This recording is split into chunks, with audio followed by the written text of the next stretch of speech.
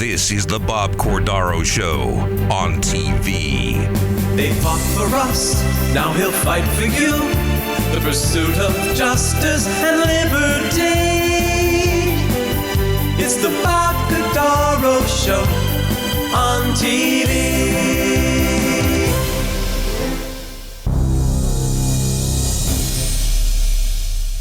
Congressman Dan Muser has made his mark in Washington, D.C. and Pennsylvania as a member of the Financial Services and Small Business Committees, with offices to serve you in Tunkhannock, Bloomsbury, Hamburg, Dallas, Lebanon, Berwick, and Pottsville. Olympic Stadium in Barcelona, coming up to the men's 400-meter semifinals. Here are the lane assignments. Steve Lewis in lane 3. Top 4 to Wednesday's final. Steve Lewis in lane 3. Roberto Hernandez out quickly in 4. Now down the backstretch. Ismael on the left of the screen is running very, very quickly. And inside of Lewis, Sunday Bada of Nigeria. And Derek Redmond of Great Britain has pulled up with an injury. Redmond is out. Derek Redmond, the British record holder and an important member of that British 4x400 meter relay team, as he doesn't want anybody to help him. It'll be Lewis to win in 44.50.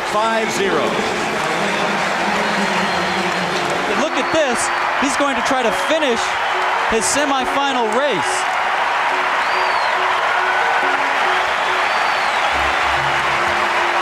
The British have a certain tradition of running, which you have to respect.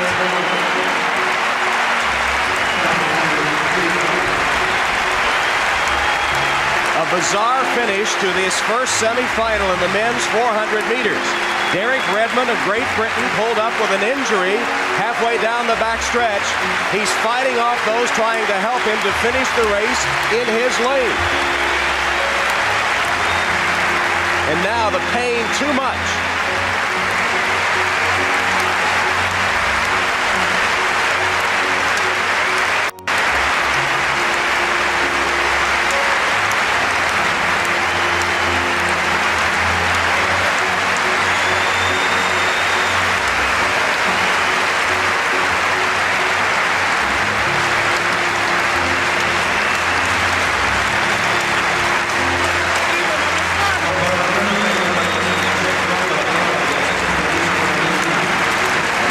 Swelling throughout Olympic Stadium as Redmond, with assistance this time, approaches the finish line he had wanted so desperately to reach.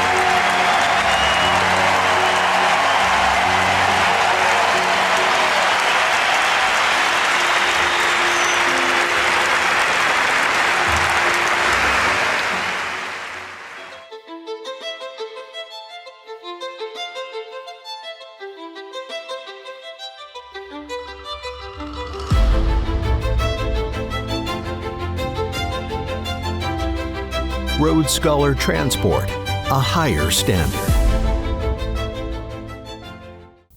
Great, good morning, everyone. I thought you'd enjoy that piece of the father helping his son across the finish line. I saw it, I jerked a tear, and I said, that fits here.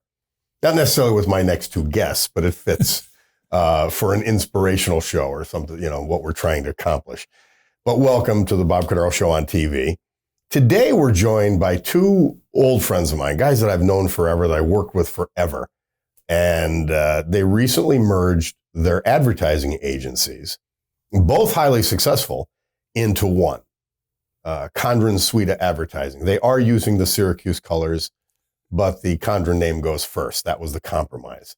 But they've been around this business for a long time. I worked with George Sweda as an attorney with one of his first firms. And I worked with Phil at various times when he was in the radio business and advertising business and so forth. And gentlemen, it's just a pleasure and an honor to have you here. And when I saw that the two of you had merged, I said, it seemed almost like a V8 moment. Like that should have happened a long time ago or something. And you started in April and it's going well. And I want to congratulate both of you on this merger. And everything you've done during your careers. Thanks, Bob. That's really great. And yes, it was April 1st that we actually made it happen. That was when the official start was. But George's business and our business have been working together for over 3 years. Yeah. And his staff has capabilities that we used, and our staff has capabilities that his business used. So we helped each other out and actually shared some clients in the last 3 years. Yeah. So as I said to my wife, I've been sleeping with George now for 3 years. It's about time to get married. And the marriage is going well so far. It's still the honeymoon, right, George? For sure, for sure. Thanks for having us, Bob. Yeah, happy to have you. And it's just a good story. You've both done, and let's start with you, George, on this question. You've both done advertising at a very high level, a metropolitan level, I'll call it, big city level for a long time. And still were able to figure out how to make money, which is not the easiest thing in Northeast Central Pennsylvania. How to make money and to keep your clients happy and hire people and make the payroll and all that. That's a feat of endurance, frankly. How many years for you, George? I started in 1985, believe it or not. So started Sweda Advertising in 2004. But foundationally, I think the key is relationships. It's your clients. I mean, the work is something that as professionals, you would assume we know what we're doing. Mm-hmm. We're always surrounded by a good team. But ideally, it's the relationships and with clients and with vendors as well that give us the longevity. It allows us to produce at those higher levels, because when you have a team around you and you have vendors around you, whether they're video producers or whatever it might be, it allows you to bring your product up to a level that allows you to essentially be a big market presentation, but we certainly are cost a lot differently as you would expect. So we're able to provide great service, but we're also able to provide a great product. But at the end of the day, it's what keeps clients with us. Having a decade-long relationship with a client, we become very useful to them because we become part of their own team. Mm-hmm. So ideally, it's that relationship that has allowed us to have the kind of success that we've had collectively and individually, over the past 3 decades or so. Well, you come out of the great Syracuse School of Communications, and first time we worked together was, and we're friends since grade school, but with Maury Wint. Yes. And you did my 1988 congressional campaign commercials. I mean, these things go back so far. I still remember the logo, and a mutual friend of ours developed the logo, Lisa DiMatteo. The Cordaro for Congress logo I still have on our wall. Yeah. And that campaign, and you didn't know better and I did, and we got schooled. Yeah. We knew we were going to win, but at least we had a good logo. Yeah. That's important. And we had a lot of fun. Oh, we did. In the process, a lot of learning, but it also did, I didn't get back into politics till like 1997 after that, so it did kind of keep me out of the game for a while. Well, you went to Jerry Rossi after that, and were working with him, and then went on your own. Yeah, 15 years there, developing what I thought would have been my own company, and then realizing it wasn't going to be. And, driving home on a Friday evening, and Mary well, said, "Hey, Mary, oh, by the way, I don't have a job."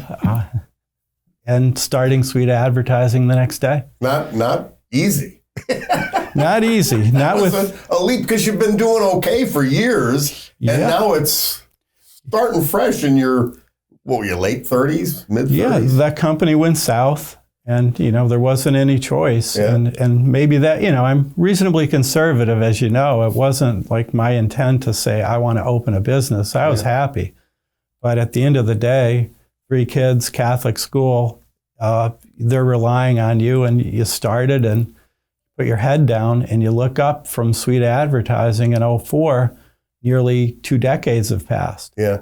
And, brings us to the point where, since we're at the merger phase just 3 months ago. So it's been an interesting journey to get here, but it's been it's been a significant amount of work. Yeah. Oh, sure. Phil Condron, you start with coming out of school and looking for a job, and you had a story we were talking about before with a guy from Perotti Cigars Agency. It's true. Yeah, you get into radio. Going back, I went to the Naval Academy, so after I got out of the Navy, then I sold for a company that was selling programmable calculators. And I really wanted to get into, and that was before computers. Yeah. I really wanted to get into advertising and public relations. And so a fellow by the name of Bill Dawson, who owned an advertising agency, was a friend of the family and was kind enough to set me up with an interview for the agency for Perotti Cigars. And the gentleman worked out in New York and lived in the New York area. And after a nice conversation, he offered me a job to come to work for him. And with what he was able to pay me, I had one child and a wife at that point, and live in New York, I said to him, "Thank you. I'm grateful that you made me the offer, but I don't think this is right for me." And he said, "Well, what do you really want to do?" I said, "Well, I love Northeastern Pennsylvania. I'm the one in my family who's going to stay here." He said, "Then you should go work for Susquehanna Broadcasting." He said, "They're a class act. If you want to work for them for the rest of your life, you're with a great company. If you want to use it as a stepping stone, you're going to learn a lot in a short period of time." What year is that, Phil? That was 1972. So that is heyday of Warmland. That's true. They just had the tribute. Yes, you were in the middle of, that was like a tiger by the tail. Great personalities, great news, great promotion. I mean, the company did it really well. They invested in a good product. Well, did they only have Warm at that time? No. They had Magic? They had the FMs? No, in this market. No, just this market. Because I know Susquehanna. No, they only had Warm at that point. Yeah. I was the first station manager of Magic, and I don't remember what year it went on the air, but it was, I think, the early 80s. Yeah. Yeah. So you were around all of that. You could not have been better trained in advertising and never better trained in radio than to be in and part of Warmland. Well, it's great memories, and it was a great experience. It has served me well through the years, yeah. At one time, they had, 50% of the audience? Oh, they had more than that. They had 70% going back to the 60s. I mean, there was, you would go out in a parking lot and look at where radios and cars were tuned, and they were all tuned to WARM 590. Yeah. Never anything like it before or since. No, that's true, yeah. So you rise to the top at the Susquehanna. They've got several stations at this time. Warm fading because it's an AM brand, yep. but Magic in the ascendancy because of the great big signal. Guys like Frankie Warren. I heard Frankie brought him on board. How about that? Yeah. Well, at some point, Phil Condron says, "I want to do something else." So the guy who set me up with the interview with Perotti ran what was at the time the largest agency in northeastern Pennsylvania, and between certainly New York and Philadelphia, probably, Con Dawson. Yeah. And they offered me they were after me for a while, but I went in and started working with them and ended up running, for the most part, the day-to-day operations as the COO of that advertising agency. Yeah. And after 3 years, had an opportunity to start my own firm like George just talked about. So in 1994, I launched our firm. And listening to George tell the story, it reminded me, and I hadn't thought of this in years, I didn't take a salary in my company for the first year and a half. Yeah. But fortunately, my wife is a nurse, and I pushed her out to work every day. But I mean, you took a leap of faith in yourself. Yep. And I remember when you left Susquehanna, I'm thinking, he's going from something top of the heap and substantial to taking a chance on something that's ephemeral. I mean, advertising agency, whatever. I mean, I was impressed with the first move.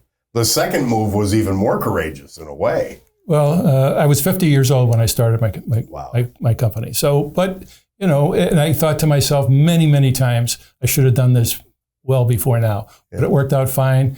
It even worked out better now that George and I are partners, and we've doubled the size of our staff. We're able to serve our clients so much better working together. We've created what is the dominant agency in northeastern Pennsylvania now. That's great. Yeah. I think Phil mentioned too, back in, if you recall, the Billings of Gandawson. Now that was probably, what was it, mid 80s or so, right? Mm-hmm. Late 70s. They were probably around, were they exceeding about $5 million at the time? Yep. It's true. All the money in the world then. Yeah, in those days, yeah. Yeah, when you consider their portfolio, Sure. I mean, they were working with a lot of regional businesses, and the significance, I think, of what we're doing is, we bring together both shops, and we're talking at least $3.5 million without any growth, just combining our gross sales for a given year. And then the best part of that is having the dozens team members. That's a big deal. Because we have everything in-house, and we have the ability now. Ironically, we didn't have a lot of duplication, which you would think. Well, George, you were a numbers guy in a lot of ways. He still is. Yeah, I mean, you knew. I just remember you would reel off these numbers and whatever, so much per thousand and all this other stuff. And I'd be like, I just knew you so well. I said, well, whatever he says is true. That was your first mistake.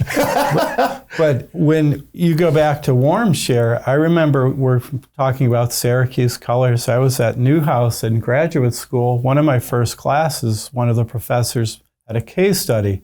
It was on this phenomenon called WNEP's 6 o'clock news.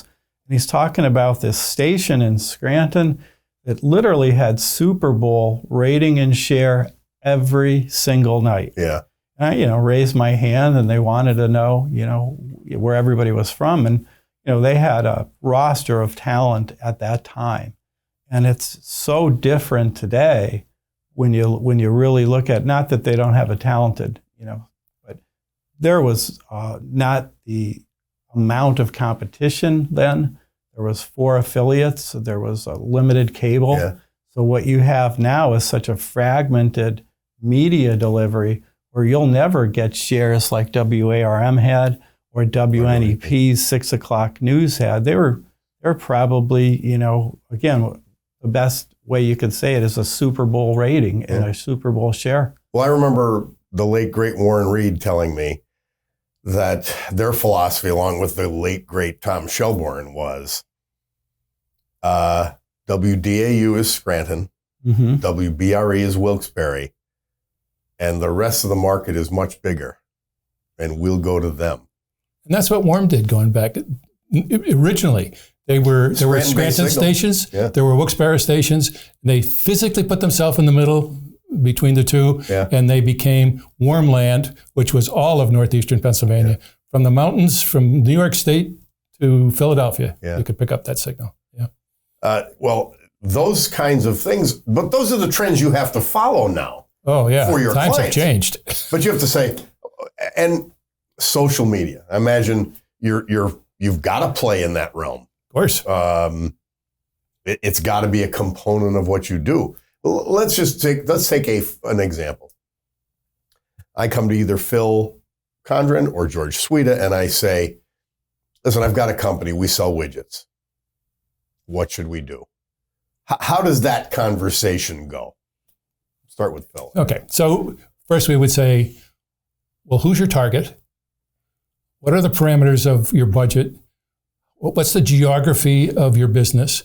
So the first thing we have to do is the same thing that an salesperson would do with you, is try to find out exactly what your needs are. So once we understand the needs of your widget company, then we could recommend to you based on if your clientele, prospective clientele is yuppies or in the 30-year-olds or 50-year-olds, the media that we would choose varies. I mean, there are still people who are traditional media users, but there are a lot more people these days that are digital media and social media users. And what we do with almost every business is use a mix. Yeah. And fortunately, have really good people who understand that and who are great practitioners at it. Well, it doesn't take youth to do that, George, because you've been following this forever and where the eyeballs are. So you go where the eyeballs are, I guess. And you have to keep up with where our industry is going. 7, 8 years ago, we made a very significant investment into digital delivery. We connected with a demand-side platform where we're buying our digital in-house. So any given day, a client could come in, they could look at how their ads are performing. When I say digital, it's looking at your iPhone. It's getting ads served. It might be YouTube TV. It might be just anything. The things that pop up on you or interspersed with Instagram or whatever, right? Yeah, words with friends. We're serving ads there, but it's all depends on the vertical that we're looking at. And in your widget conversation, we're profiling you, as Phil mentioned. So the idea is we're so much more hands-on. And so we could at any point make these little adjustments. We could be running, if one commercial on an affiliate broadcast station reaches everyone at the same time, we could be running a different commercial in 5 different markets for the same company, essentially with 5 different messages. And we could be looking at what ads are performing better, and we could be tweaking those by the end of the day, as opposed to waiting a month in terms of see what the returns are coming in. So, you do need, I think, a traditional media mix because you have to build brand. Yeah. Because without brand, a digital message can be very fleeting. But once you have a significant top of mind identity, a real good brand awareness, then I think that gives a great platform for digital. So as you know, that if you go online and you look for a Cadillac online, we could serve you RJ Burney Cadillac commercials and anyone else who's looking, because we know you're in the market for a car. Yeah. Or same thing, Chevrolet could do the same thing and follow you and serve you those and catch you again and again until you make a purchase. Yeah. So that's just one avenue of marketing that has changed so much since we started all of this. I mean, I think back to the old days. Somebody'd advertise on Milton Berle before all of our times. You're going way back now. Even Phil's. But you would have a company advertise, and the impact on their product was so profound. Is that available today? Is that sort of overnight success available today? Because everything is fragmented. Exactly. And that's, as George just said, it's so much more difficult catch people because they have so many more choices. Radio stations, television stations, television networks. Their phone offers them a myriad of ways to connect with the world. So it's so much more difficult to build that kind of a brand today than it used to be. But we still do it for clients. Yeah. I think the 1984 Macintosh commercial, Super Bowl, I mean, that was the place to launch new commercials or new products back then. Today, that doesn't exist with our Super Bowl the way it is. And again, it's going to be the highest rated newscast for the year for sure. Yeah. And if you do have the money, it's certainly somewhere that you want to be in terms of a significant product launch. But now, if you start looking at, especially like the age. But you better have some good follow-up. For sure. You can't do what Masterlock did every year was their entire ad budget went on the Super Bowl. You can't do that anymore. The other thing is a little different. The storytellers, the Hal Reineys, the Saturn commercials, 2-minute commercials, they're pretty much gone away. And then you're thinking, well, a minute's long. Now 30 seconds is long. Yeah. Now we're down to figuring out how do we catch someone's attention in 7 seconds or less. Yeah. So it really keeps us sharp in terms of how do we get someone when we're only given a window of less than 10 seconds to get their attention. And we know we have to grab them. We have to send them to a website for more information. So it really evolves your strategy when you're thinking, okay, we don't have 2 minutes to sell anymore. Yeah. We only have 2 seconds on TikTok. Research tells us that if we don't catch somebody in 2 seconds, they swipe past us. They're gone. They're gone. So that, and the younger the audience, the less time they're willing to spend with you. Yeah. So well, we understand those things, but it's much more difficult than it used to be. How has I just remember all the merger mania on the macro level, like the New York City and London advertising agencies. They're really, they're indistinguishable from advertising agencies from Mad Men. Sure. The show. Yep.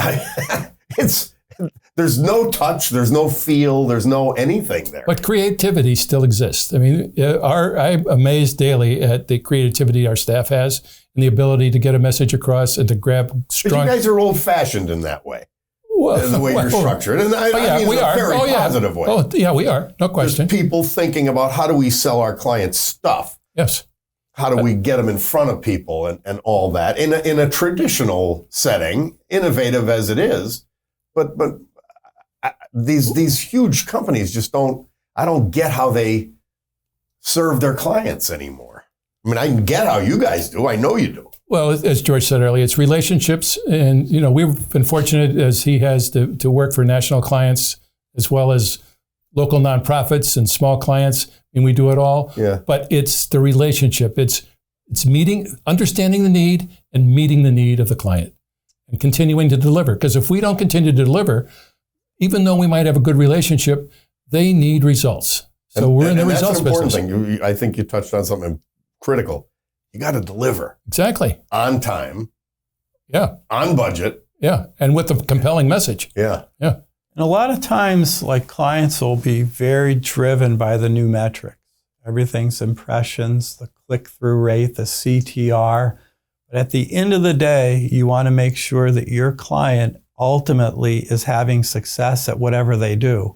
For a law firm, it may be a paralegal intake. How many calls a day are coming to the firm? Is it 50, 60 calls a day? If it's RJ, how many Cadillacs is he selling? Is he selling? And if it's Johnson College, super proud of the decades-long relationship with Johnson College. And, from our beginning, they were, not necessarily at the front row with the local universities. Yeah. Today, and credit goes to Dr. Katie Leonard because very sharp, came from marketing. Came from marketing, which is always helpful for guys like us. Jim, I'm going to interrupt you because we're going to go to BCTV Extra because we're going to continue this conversation. We appreciate you being with us this week. And Condron Sweda Advertising, Phil Condron, George Sweda, thank you so much for being with us. We'll continue after this. Thanks, Bob. It's a hoot. Yeah, looking forward to it.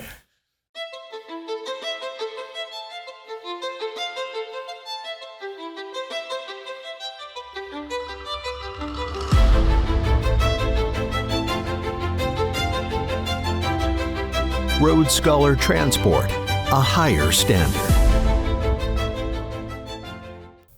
So back with BCTV Extra. Our guests are George Sweda, Phil Condron, Condron Sweda Advertising, a local full-service advertising agency.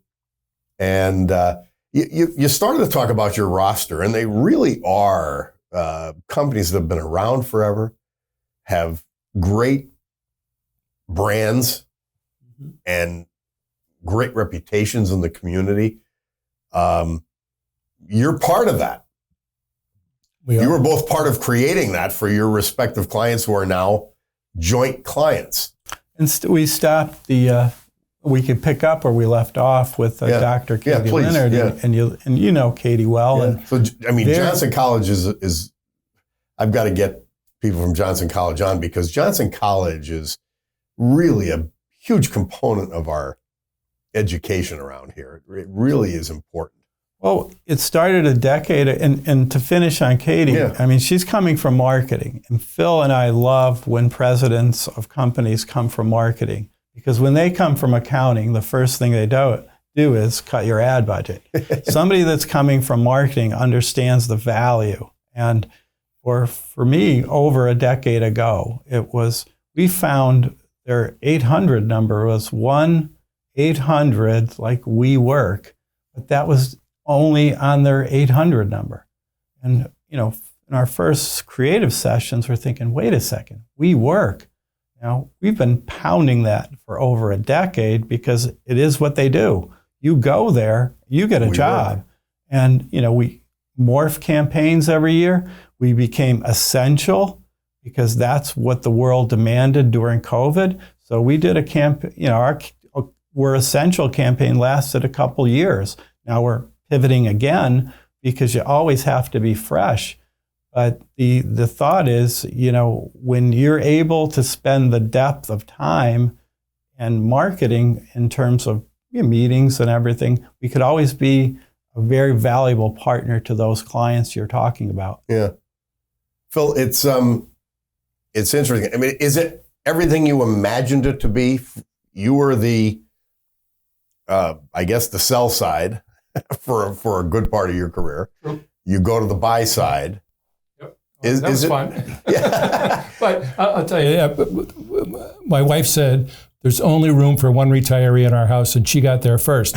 So she kicks me out every morning, and I go to work with a smile. I love the business we're in, and as the old saying is, if you love what you're doing, you don't really work. Yeah. And it's true. And even though the business changes and you have to continue to keep up with it, it's fun. It's rewarding to help clients, customers be successful. It makes my day when we're able to do that. Yep.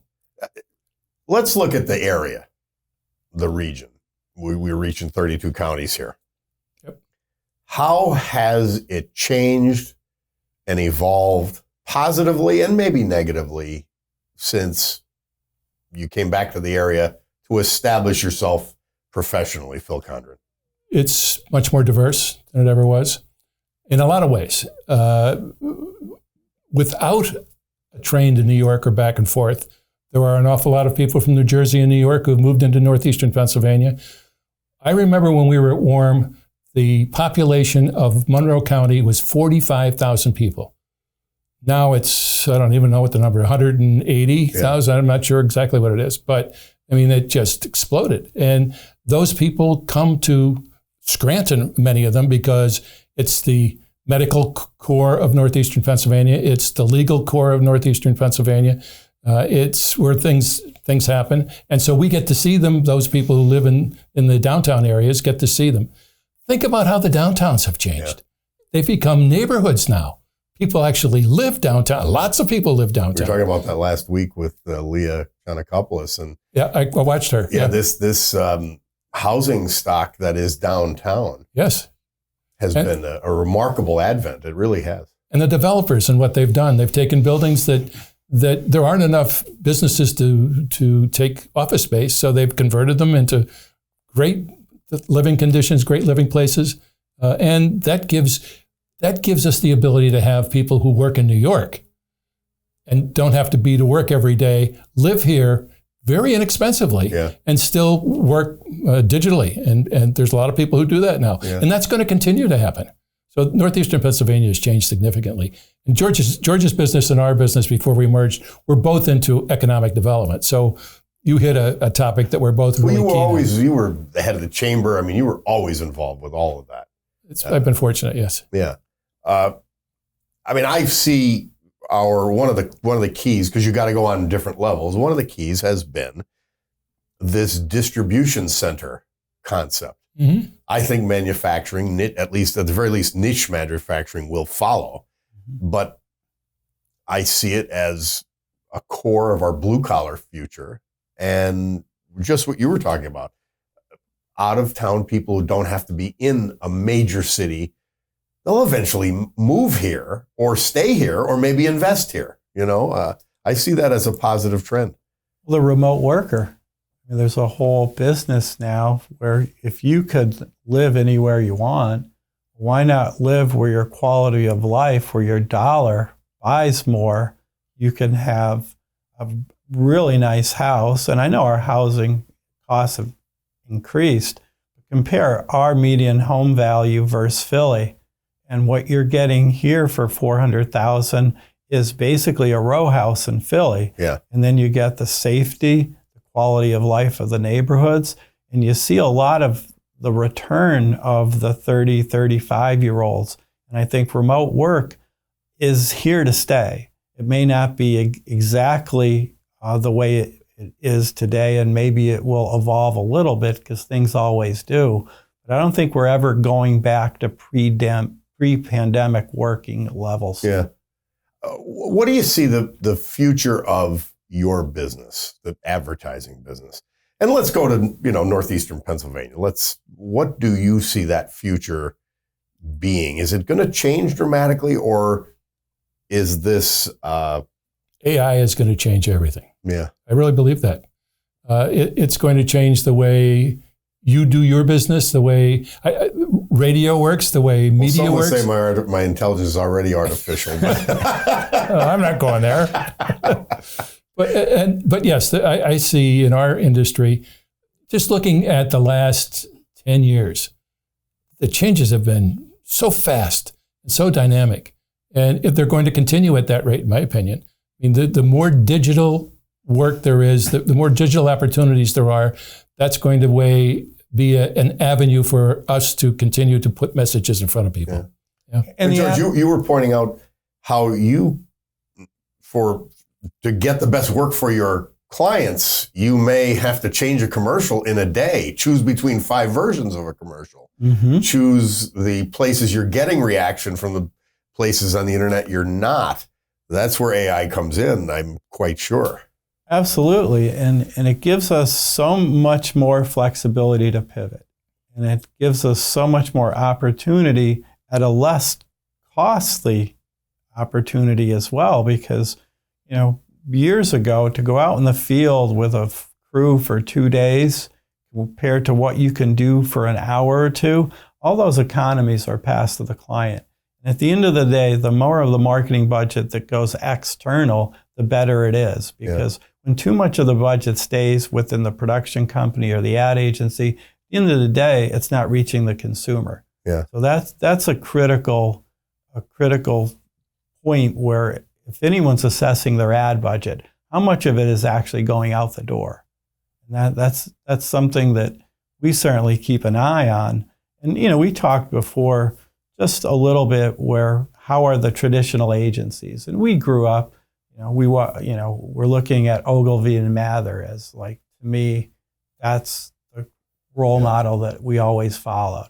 And if I look at it, it's a traditional shop in a non-traditional world. We have traditional account executives who meet with the clients, understand their personalities, what they want, what they don't. We bring that work in-house, and we talk to our account executives who would then now be working with our art departments, our media departments.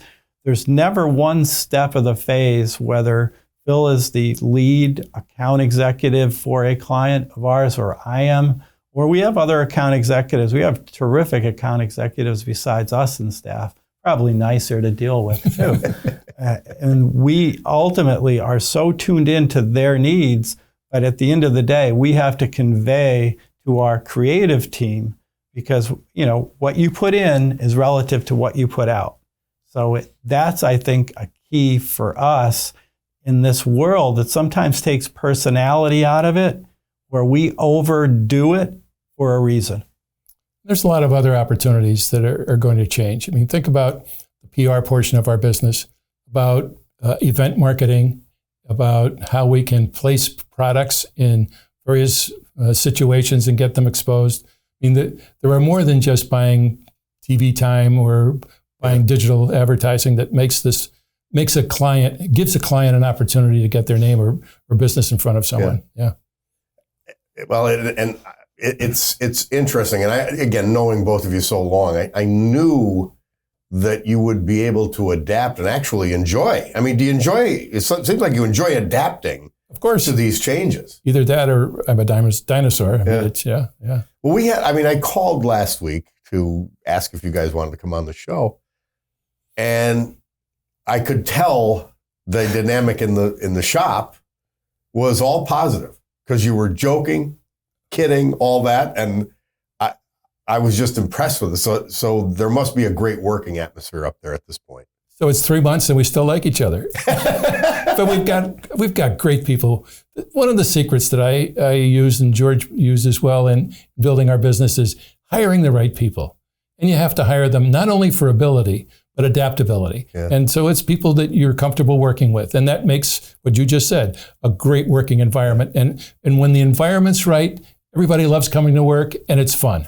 Yep. And it better be, because you've got to reflect that with your clients, the messages. Yeah. And it's not an act. I mean, it's true. It's real. It's what we do. Yeah. As the carpenter would say, measure twice, cut once. Yep. Something like that for hiring as well, I guess. Yep.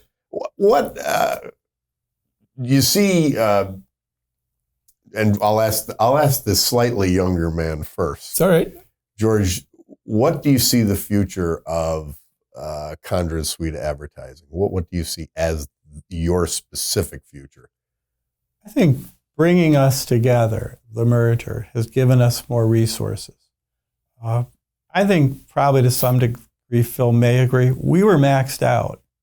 Of course, we're going to take new clients in, but there's always somebody that knows someone who ultimately says, can you help us? Because Bob said you could. But we didn't look for new business. And oftentimes, Phil and I would just share, like, we're over-indexed, and the call would go over to Phil, and obviously he would take care of it, and we would be working together on it as a lead. What I've seen as the merger is the let's say onboarding, the workflow. It's a lot more seamless because we're able to take the two staffs, merge us together, but take away a little of the redundancy that we also had between us, so that a 3-person art department now can handle maybe 3.5 times the work as opposed to 2-person art department and not basically indexing at 2. Our media is one of those things that as much that comes in the door, it can get out. We could increase capacities, especially when we're talking in the digital arena. We don't have to add staff for that. So I think what it's going to do is allow us to actually step back and say, okay, we can actually bring in more business. And maybe it's the type of business that we want to look for. And the other thing is we're always helping nonprofits. And sometimes when you're maxed to the degree, it's difficult, but nonprofits are very foundational to what we do. Yeah. It's always been part of our portfolio. There's, I don't think, no board in North America that Phil doesn't sit on. So it's funny. But I think that, I do think I always thought coming out of the pandemic, there were going to be less of us. Because it wasn't easy. God bless Phil, because if I were 65 and I was going into the pandemic, I might have said, keep the PPP loan. I think I could call it a day. But if you survive the pandemic, there are going to be a lot less competitors. Our traditional competitors aren't there anymore to the degree they used to be. So for us, and not that we don't have good new competitors, but they're smaller. They're smaller shops. They're very, let's say, specialized to some degree. The full service agency concept, some people look at it as, well, that's something of the past. But the reality is that's actually our core, because we want 100% of a client's business. We don't want to do a video for a client and then say, well, we don't do websites. We don't do brochures. Yeah. Because the fact of it is, if we have 100% of a client's budget, we get 100% of presenting that client, and the continuity of brand is what we own and what we want. Yeah. When we started talking seriously about merging, my concept was that 1 and 1 make 2.5, not necessarily 3, but we're going to grow. The size of the agency that we have now makes us almost the 800-pound gorilla in northeastern Pennsylvania, and we've got the ability and the staff to do the job right. Yeah. Well, gentlemen, it was a pleasure being with you. I was proud of both of you when I saw the merger announcement on the billboard a couple months ago, and it's great to know it's going well. And I appreciate both of you being on today to talk about it and talk about everything else. Appreciate it. Well, we have some history in our past too. Oh yeah. You want to talk about our first media? I'll skip. Yeah, go ahead. I'll skip 8th grade Spanish class. because that would be its own entire podcast for sure. But I can go with Waxy the Bee. Waxy the Bee. And that was, would you say 86, 87? July 20th, 1987. Tomorrow will be another anniversary. The only thing I'll always remember is when you went to pitch Don Imus. And we weren't getting local syndication in this area. And I think you said to me, if I get Imus, we'll put that warm guy out of business. And we didn't put anybody out of business. In fact, everybody was angry when I got out of the radio business. They said, well, we might end up with one more competitor. For sure. But I remember you said, I just got out of the elevator and I signed Imus for Wax. And that was pretty impressive at the time, because at that time, it was Stern, Limbaugh, and Imus. And to bring him into this market was pretty impressive. Yeah. So we do have a good history there in the media. And thanks for having us. Oh, great pleasure and continued good fortune to you guys. It's great to see veterans with as much energy, vigor, and innovation as anybody. And I just proud of both of you, proud of what you've accomplished, and good to have you with us. Thanks, Bob. It was fun. Lots of fun. Pleasure. Great seeing you. Thank you, Bobby. Thanks for being part of the program. You've got an appointment every Sunday morning at 11:30 right here on WNEP TV. The Bob Cordaro Show on TV. Justice and liberty. It's the Bob Cordaro Show on TV.